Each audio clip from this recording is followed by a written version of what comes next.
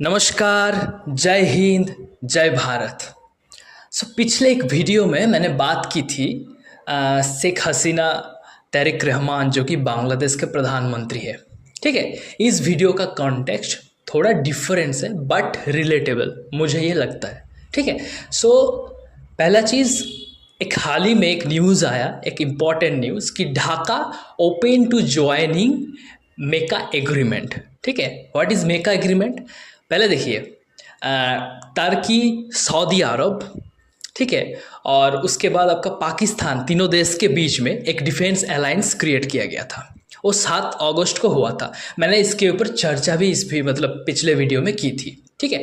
हाल ही में ये न्यूज़ आया कि Dhaka open to joining make a agreement, but मैं कह रहा हूँ ओपन। अभी तक एक कन्फ्यूज़न दूर कीजिए, उन्होंने कोई ऑफिशियली साइन नहीं किया, बट इंटरेस्ट उन लोगों का है इसके ऊपर, जो कि जियोपॉलिटिक्स के टर्म में बोलता है, जियोपॉलिटिक्स का इंटरेस्ट उन लोगों का है। ठीक है। तो 7 अगस्त को ये सब हुआ था।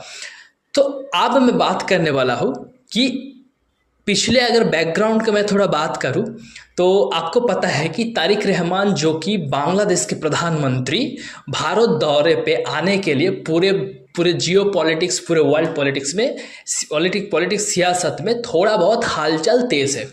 और आपको ये पता है कि दोनों देश के डिप्लोमेट्स के अंदर बहुत सारा बातचीत हुआ है, लेकिन इसका अभी तक कोई भी सुराहा नहीं निकल पाया है कि भारत आने का जो विजिट का जो उन लोगों का प्रायोरिटी है वो येस और नो, इसमें कोई भी अभी तक बातचीत नहीं हुआ है। ये ऑफिशियल रिपोर्ट है, ये मेरा कोई भी एजम्पशंस या मैं एज्यूम नहीं कर रहा हूँ इसके ऊपर।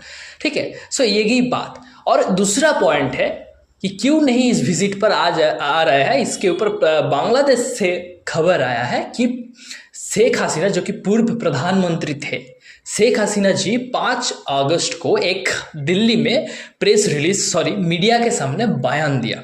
ठीक है। उस बयान के खिलाफ, मतलब बयान के अगेंस्ट में, जो मीडिया के सामने बयान दिया गया उसके अगेंस्ट में तारिक रहमान, बांग्लादेश के प्रधानमंत्री साहब ने थोड़ा तो उन लोगों को गुस्सा या कुछ भी हुआ है, जो कॉन्सर्न है, जो कि इस विजिट को लेकर, मतलब विजिट में भी इफेक्ट हो सकता है। ठीक है। और बांग्लादेश ने बहुत ही खूबसूरत, मतलब बहुत ही अच्छे तरीके से ये कह दिया कि जब तक ना ये सब चीज़, अनुकूल परिवेश क्रिएट होता है अच्छे से, तब तक कोई भी विजिट का आपका मतलब नहीं बनता है। ठीक है। बट अब मैं नेक्स्ट जो स्टेप में आऊँगा वो है इसका इम्पोर्टेंस को लेकर, कि अगर बांग्लादेश ज्वाइन करता है तो इसका इंपॉर्टेंस क्या रहेगा। कुछ ना कुछ तो इंपॉर्टेंस इसके ऊपर रहेगा फ्रेंड्स। आज ये इंपॉर्टेंस मैं बोलने वाला हूँ। अगर आप मतलब वर्ल्ड मैप को, जो पॉलिटिकल जो मैप है, वर्ल्ड मैप को अगर गौर से देखिएगा तो जियोग्राफिकल लोकेशन से कैसे इन्फ्लुएंस हुआ जाता है, उसको मैं बोलूँगा इसके ऊपर। तो ये भारत के लिए भी एक कंसर्न हो सकता है, भारत के लिए भी कुछ ना कुछ बन सकता है अगर जियोग्राफिकली देखिए तो। पहला चीज़, टर्की का लोकेशन आप देख लीजिए, मिडिल ईस्ट में आता है। उसके बाद आप सऊदी अरब का देख लीजिए, गल्फ कंट्री मान लीजिए। ठीक है। एनर्जी का हब, ऑयल का सोर्सेस, वो भी मिडिल ईस्ट में आता है। और इधर पाकिस्तान एकदम साउथ एशिया के अंदर आता है। अब बांग्लादेश अगर इंटरेस्ट होके इसको ज्वाइन किया तो मान लीजिए वो भी साउथ एशिया के अंदर इस साइड में आएगा। इधर से मिडिल में भारत, इस साइड पाकिस्तान, इस साइड बांग्लादेश। कवर अप हो रहा है ये, मतलब ये जो डिफेंस एग्रीमेंट तीनों देश के बीच में हुआ, सऊदी अरब, टर्की और आपका पाकिस्तान के बीच में, ये डिफेंस अलायंस है। ठीक है। ये नेटो के तरह नहीं, नॉर्थ अटलांटिक ट्रीटी ऑर्गेनाइजेशंस के तरह नहीं है कि ये मतलब उन लोगों का रिपोर्ट मानना है कि ये नेटो के टाइप का नहीं है। ये मेरा मानना नहीं है, मेरा एजम्पशंस नहीं, ये उन लोगों का मानना है। जो भी मानते हैं कि ये मेरा एजम्पशन है, सॉरी दोस्तों, ये मेरा एजम्पशन नहीं है। ठीक है। नेटो का 5 आर्टिकल जो है वो कहता है कि अगर किसी एक देश के ऊपर अटैक होता है तो ये माना जाएगा कि सब देश के ऊपर अटैक हुआ है। ठीक है। ये आर्टिकल 5 कहता है नेटो का। बट इधर भी सेम, जिसकी इसके ऊपर कोई भी अटैक करता है, लेकिन उन्होंने साफ रिपोर्ट कह दिया कि नेटो का कोई भी रूल इधर नहीं होगा। ये just normal economic and defensive forum है, इधर डिफेंस और इकोनॉमिक्स के ऊपर बातचीत होगा, इससे ज़्यादा कुछ भी नहीं। अगर बांग्लादेश ने इसके ऊपर हाँ कर दिया या साइन कर दिया कुछ भी चीज़, देखिए, मान लीजिए कोई भी डायरेक्टली इनडायरेक्टली कंसर्न नहीं है, बट सोचना पड़ेगा स्ट्रैटेजी के लिए और प्रोटेक्शन के लिए और नेशनल इंटरेस्ट के लिए आपको सोचना चाहिए, और सोचना बहुत ज़्यादा महत्वपूर्ण है, ठीक है।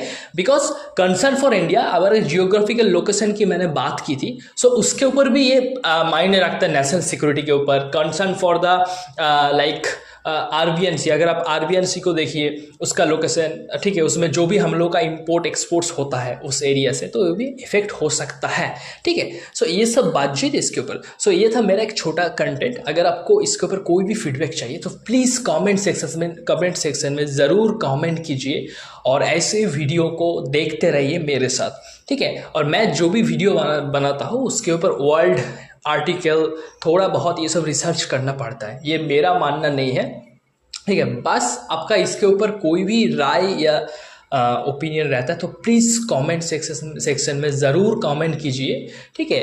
और ऐसे वीडियो के लिए बने रहिए मेरे साथ, ठीक है। मैं दुर्जय घोष, भारतीय दुर्जय की तरफ से आप लोगों को सभी को बहुत सारा आप लोगों को जो प्यार मिल रहा है, इससे मेरा जो मोटिव है, मेरा जो इसके ऊपर रिसर्च करने का पावर है और ज़्यादा इंक्रीज़ हो रहा है दोस्तों, ठीक है।